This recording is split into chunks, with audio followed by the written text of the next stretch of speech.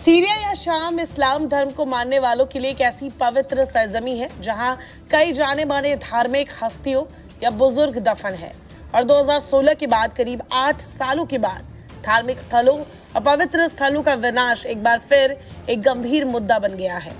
ये स्थिति 2011 में इन स्थलों को नष्ट करने के पिछले प्रयास की याद दिलाती है। इस्लामी क्रांति के बाद ईरान ने टूरिज्म को अट्रैक्ट करने के लिए इन धार्मिक स्थलों के रेनोवेशन में काफी भारी भरकम इन्वेस्ट किया।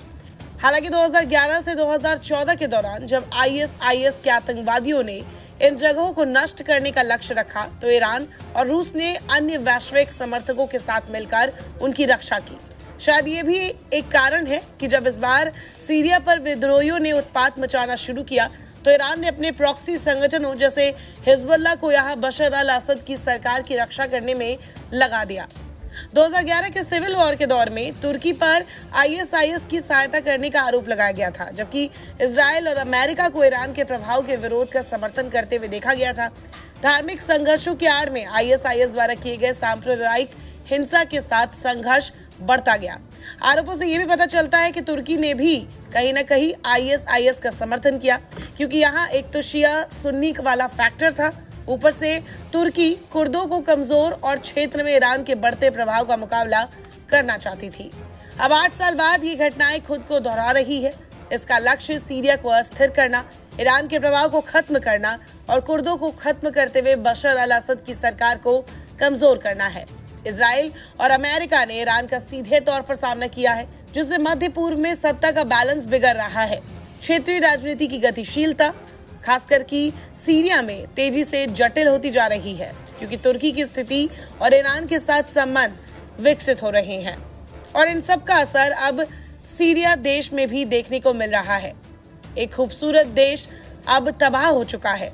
सीरियाई गृह युद्ध 2011 से 2024 के दौरान धार्मिक स्थलों, मज़ारों सहित कई धार्मिक स्थलों को नष्ट या क्षतिग्रस्त कर दिया गया, खासकर तब जब अलग अलग गुटों ने अलग अलग क्षेत्रों पर नियंत्रण करने के लिए लड़ाई लड़ी। संघर्ष में सुन्नी और शिया दोनों धार्मिक स्थलों के साथ साथ ईसाई और दूसरे अल्पसंख्यक धार्मिक स्थलों का भी महत्वपूर्ण विनाश हुआ।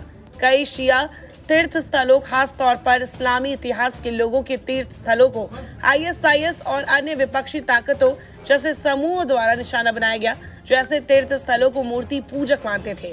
सबसे बड़ा नाम सैयदा ज़ैनब का है, जो दमिश्क के पास एक प्रमुख शिया तीर्थ स्थल है, और रक्का क्षेत्र के अन्य तीर्थ स्थलों को आईएसआईएस आतंकवादियों ने भारी नुकसान पहुंचाया या फिर नष्ट कर दिया है।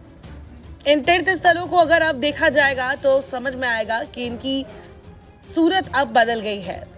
शिया स्थलों के अलावा सुन्नी और अलावी धार्मिक स्थलों को भी झड़पों के दौरान नुकसान उठाना पड़ा, खासकर इदलिब, अलेप्पो और हमा के इलाकों में।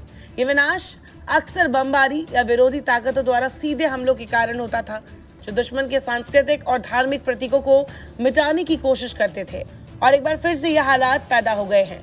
होम्स और अलेप्पो जैसे क्षेत्रों में कई ईसाई मठ और चर्च भी क्षतिग्रस्त या नष्ट हुए, जिनमें कारायतन में प्राचीन सेंट एलियन मठ भी शामिल है। वही 1 दिसंबर 2024 को अलेप्पो में टेरा सांता कॉलेज के फ्रांसिस्कन परिसर में भी हमला हुआ। ठीक इसी तरह अब धार्मिक तीर्थ स्थलों को फिर से निशाना बनाया जा रहा है, जिन्हें एक लंबे अंतराल के बाद किसी तरह ठीक किया गया था। नमस्कार, मैं हूं मानक गुप्ता। अगर आपको हमारा ये वीडियो पसंद आया हो तो इसे लाइक और शेयर जरूर करें, और हाँ, हमें सब्सक्राइब और फॉलो करना ना भूलें, ताकि आप देश और दुनिया की कोई खबर मिस ना करें। तो जुड़े रहिए हमारे साथ और देखते रहिए News 24।